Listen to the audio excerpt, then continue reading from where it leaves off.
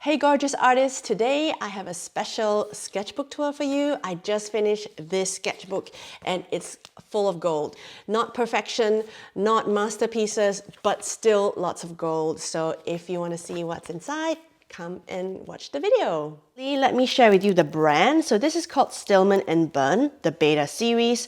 And they have, I believe, 6 or 7 different kind of series, and each of the series are different in color, different in paper weightage, as well as the difference in either cold press or smooth. So these are the other 2 that I have. So this one is called the Gamma series. I've actually not finished this one, but this one, as you can see, is actually creamy colored and it's thinner, it's 150 GSM. And because it's thinner, there are more pages in the sketchbook. I bought this to try it out. I do like it, but it's actually really not my favorite because I feel like the art that I do, I prefer it to be white versus cream, but I have it anyway and I still use it time to time. The other one that I have, which I actually really love, is the Zeta series. And this one, I actually have done a sketchbook tour on this already, which I will link here in the card, or you can watch it after this one. And I like this one because it's white. It's 270 GSM, so it's thicker. And it's actually smooth, so you can consider this hot press. And for some reason, I actually enjoy the hot press kind of like surface for my sketchbook. I really enjoyed it because also it's a really nice way to just layer on like crayons, Neo Color tools and stuff after it. However, I'm done with that and I actually went to buy another one which is called the Beta series, and it's also 270 GSM, so it's quite thick. It's also white, but this one is cold press, so it's not as smooth.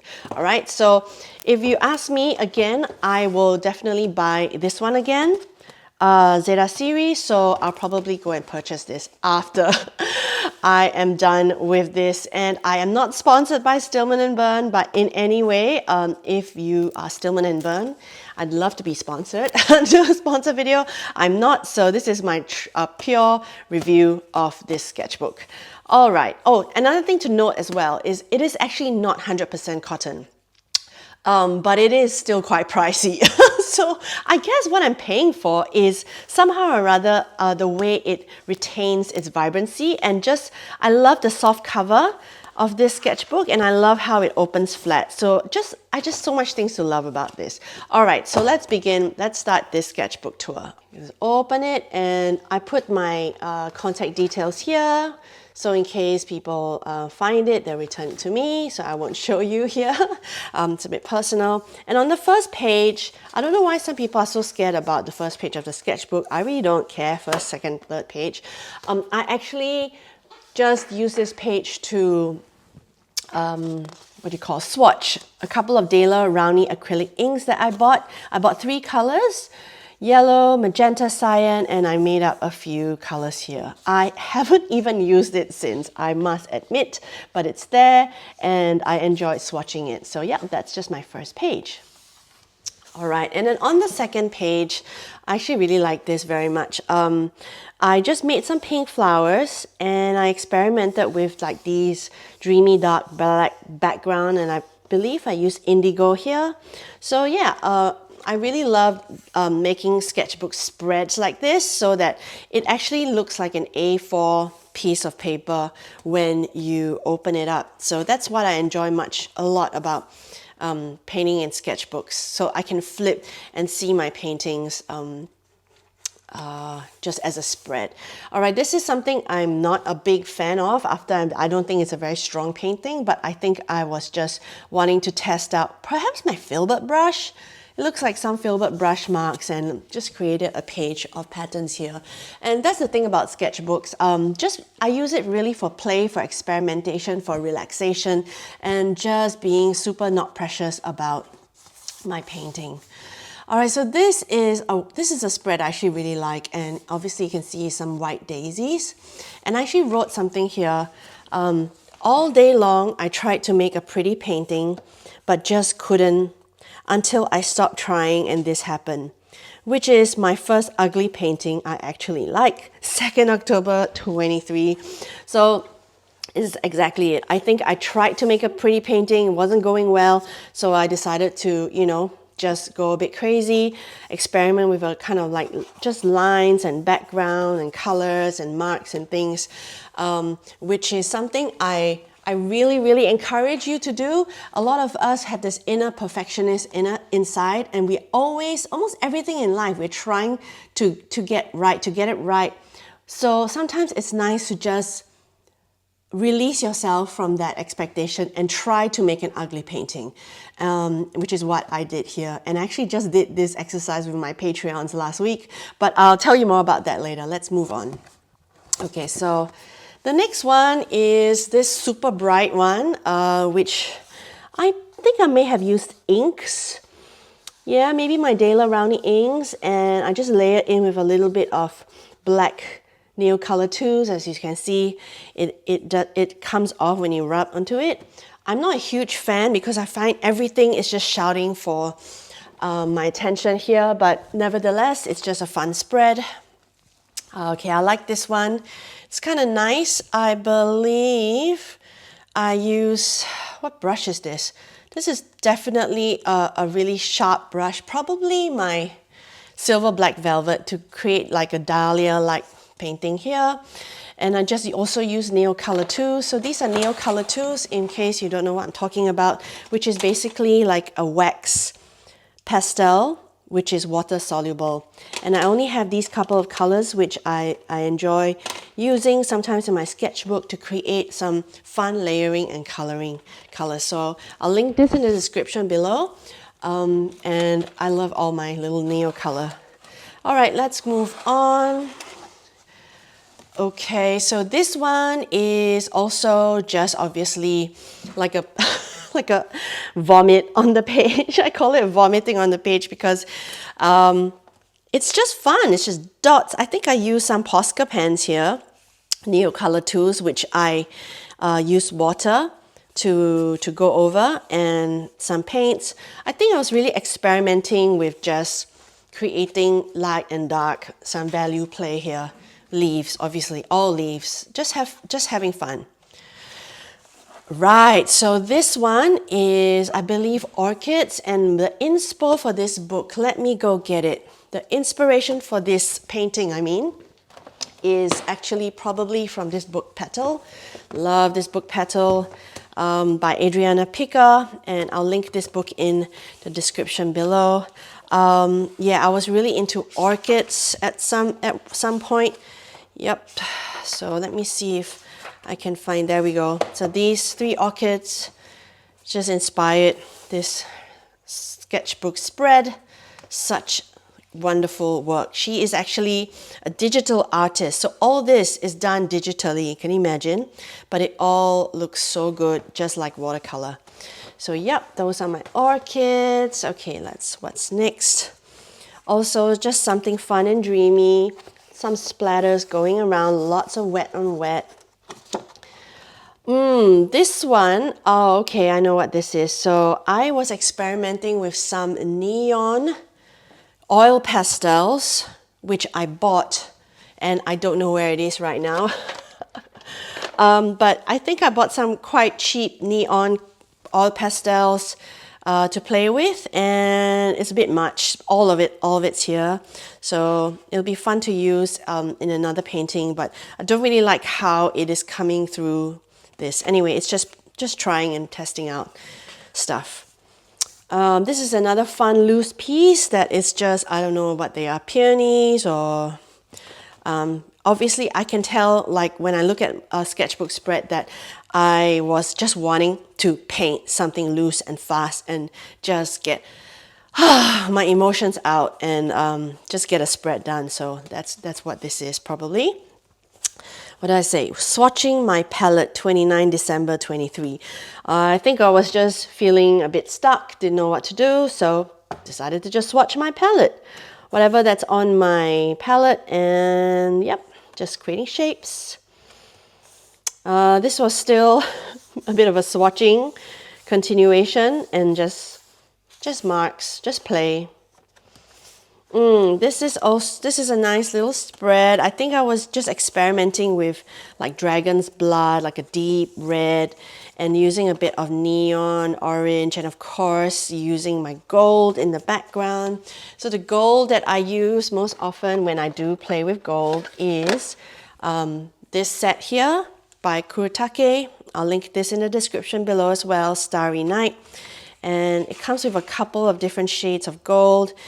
Some I'm, running out of, but I've never really had to refill this, and I've had this for a couple of years now. Really fun. And this is what, 30th December. So, all right, New Year, 25th January, I created this really loose rose painting. It's just a beautiful rose painting that I just wanted to put a nice background on, and I think I chose like a gamboge, which is a nice, strong, dark, warm orange. I really like the color palette of this one. Very loose, very fun. I am teaching a 5-week long course this September 2024 called Recreating Vintage Florals with Watercolor. If you're interested, I'll just put the link there in the description. This one is also just fun, layering, just kept going with the paint and then the gold background and then just neo colors on the top. To be honest, I don't even remember doing this one. It's like something that's a glitch in my brain. Don't recall this one at all for some strange reason. All right, this one I recall because I actually really love this. Some vintage roses. I have one on this side, two on this side, and I decided to make a contrast with a black background here and then one with a gold background. I just really do love painting or recreating vintage florals. That's why I have that course that's happening in September.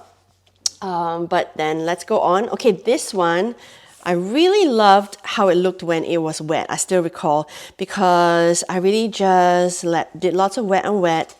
Very light wet and wet orange with pinks all mixing into creating this lovely floral spread.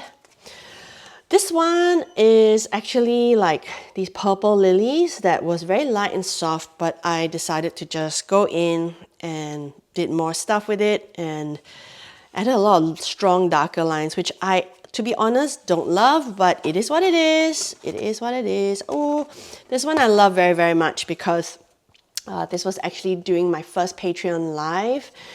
With my Patreons, we painted an actual real life flower, and I had all these zinnias that I had bought for a workshop, and I just painted them from live, and I just love how this vase turned out. Like super impressed with myself with this vase. And I also like how it's cropped in a way that it's kind of like unrealistic. Like, this one's super big, which is a bit cartoony, but then yeah, so, and then this one's just sticking out in an odd way. I find that cute. Cute and quirky. All right, this one is actually turned out to become a YouTube video that I made the same day, which is just kind of like painting what I see. So I had a flower on my table, I had the sketchbook open, and I painted my window, all my little crystals here. So I'll link this in a card here if you're interested to see how I painted this. Okay, this one is a weird one because if you like look at it, it looks like an owl, don't you think?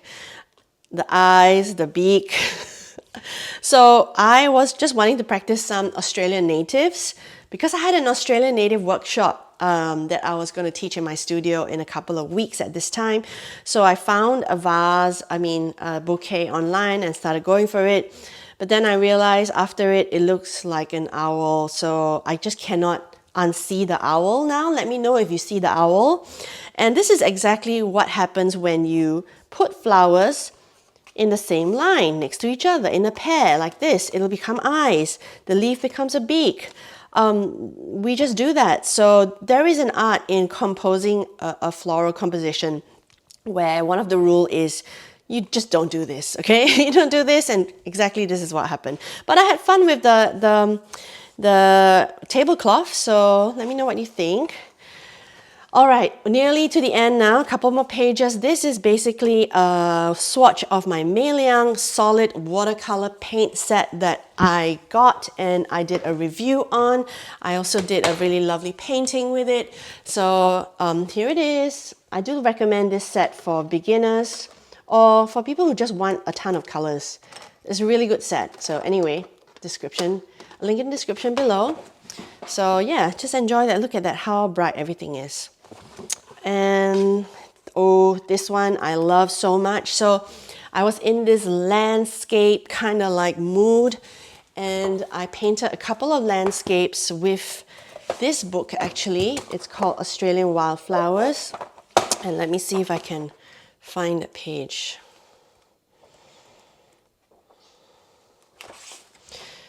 Not this one. There we go. So this is called Australian Wildflowers, and it's a super retro book I got from the op shop or charity shop. And I painted this one here, which I really, really enjoyed. It's super loose, as you can see, nothing too crazily detailed, and I had a lot of fun. All right, the key is to all this is to just have a lot of fun.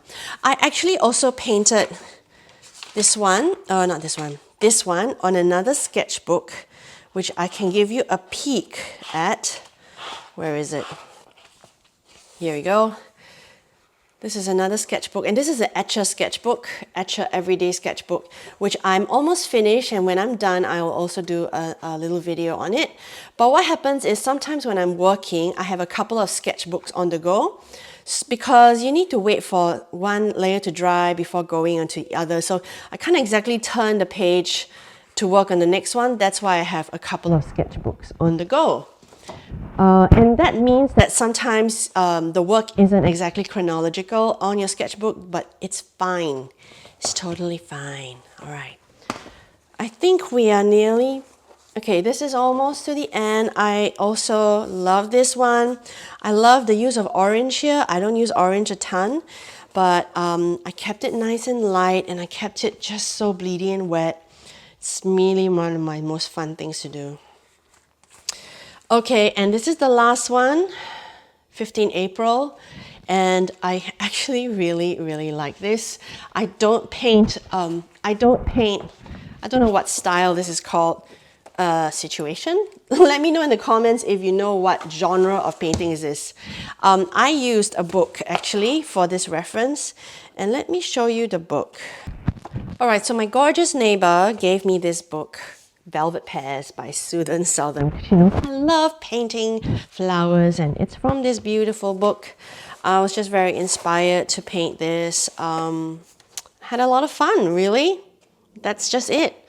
When you just approach painting with the point of having fun, just making marks, this one I really kind of like was inspired by the values, if you can believe it. So I just made sure that these parts are really dark, and then the cupboards are really light, and then the center floral piece is the thing that is bright, the only pink item that draws your eye in. And I think I did a great job of that chair, to be honest. So yeah, approached your art in an experimental, just free-flowing way, because you know what, it's crazy to expect perfection for yourself, and I hope this has inspired you. That's it. There you have it. I hope you enjoyed the tour. If you want to learn more from me, I've got plenty of videos on my YouTube channel. Make sure you subscribe. Or I also have a Patreon, which you can join, and there will be live meetups once a month and extra bonus tutorials. I also am teaching a course this September, so I'll put a link in the description below there. Otherwise, thanks for watching, and I hope to see you again next week.